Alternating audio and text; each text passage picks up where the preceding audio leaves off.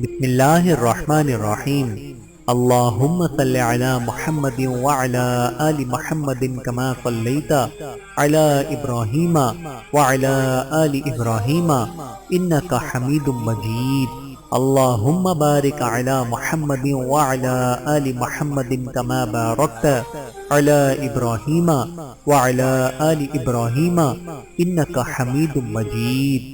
بسم اللہ الرحمن الرحیم۔ السلام علیکم ورحمۃ اللہ وبرکاتہ۔ مسلمان عورتوں کے فقہی مسائل، خلا کے احکام، خلا کی تعریف۔ جس طرح اسلام نے شوہر کو طلاق کا حق دیا ہے، اسی طرح بیوی کو بھی حق دیا ہے کہ اگر وہ شوہر کو ناپسند کرتی ہے تو اس سے حق کی زوجیت ختم کر کے چھٹکارا حاصل کر لے، بشرطے کہ شوہر کا دیا ہوا مال واپس کر دے۔ اس کا نام اسلامی شریعت میں خلا ہے۔ خلا کا حکم، اگر شرطیں پوری ہیں تو خلا جائز ہے۔ ارشاد باری تعالیٰ ہے، سورۃ البقرہ آیت نمبر 229۔ ترجمہ: اور تمہارے لیے حلال نہیں ہے کہ تم نے انہیں جو دیا ہے اس میں سے کچھ بھی لو۔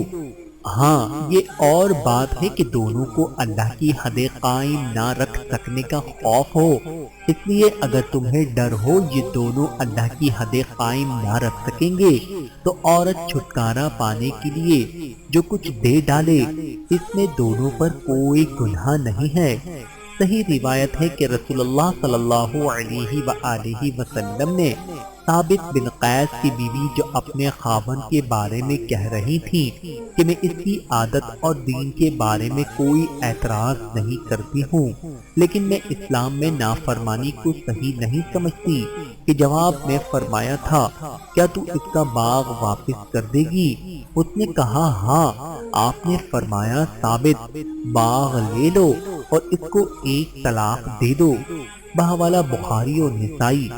خلا کے جواز کے شروط: نمبر 1، ناپسندگی کا اظہار عورت کی طرف سے ہو۔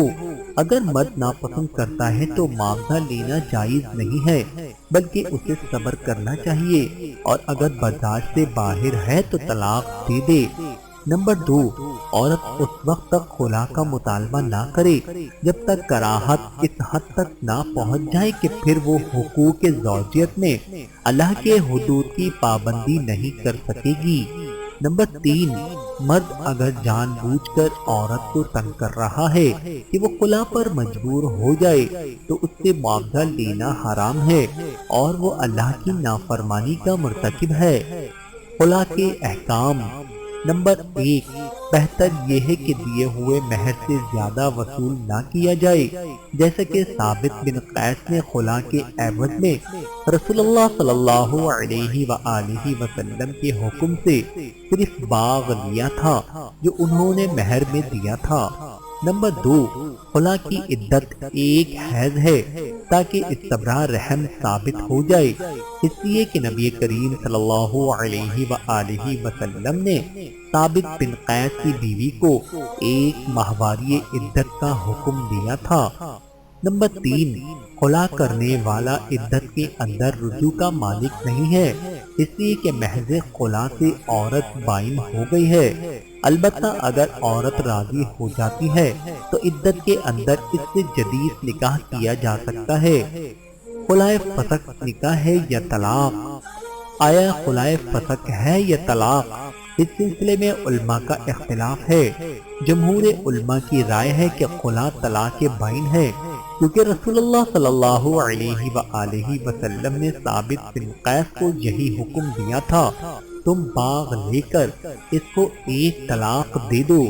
محققین علماء کی رائے یہ ہے کہ خلا فسخ ہے، اس لیے اللہ تعالیٰ نے جب طلاق کا ذکر کیا تو فرمایا طلاق 2 مرتبہ ہے، اس کے بعد فدیہ کا ذکر، پھر فرمایا اگر شوہر نے اس کو طلاق دے دی ہے تو یہ عورت کے لیے حلال نہیں یہاں تک کہ وہ دوسرے آدمی سے شادی کر لے۔ تو اگر فدیہ کا شمار طلاق میں ہوتا ہے تو ایسی صورت میں 4 طلاق ہو جائے گی، حالانکہ یہ غلط ہے، طلاق صرف 3 ہی مرتبہ ہے، اس لیے خلع فسخ ہے یا طلاق نہیں۔ اب جن کی رائے یہ ہے کہ خلا فسق ہے، طلاق نہیں، ان کے نزدیک اگر کسی نے اپنی عورت کو طلاق دے دی ہے، پھر اس سے خلا کر لیا، پھر خلا کے بعد اگر وہ اس عورت سے شادی کرنا چاہتا ہے تو کر سکتا ہے۔